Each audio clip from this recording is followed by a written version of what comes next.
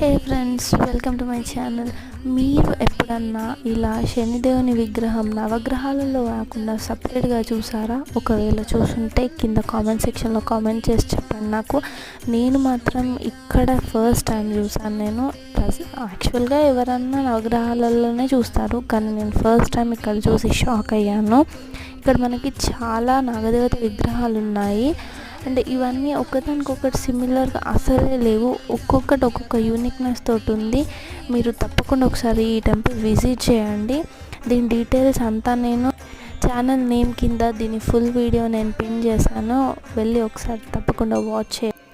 ఈ వీడియో కనుక మీకు నచ్చినట్టయితే వచ్చిన లైక్ చేయండి, ఛానల్ని సబ్స్క్రైబ్ చేయడం మాత్రం మర్చిపోకండి, ఎందుకంటే ఇలాంటి మరెన్నో వీడియోస్ వస్తూ ఉంటాయి.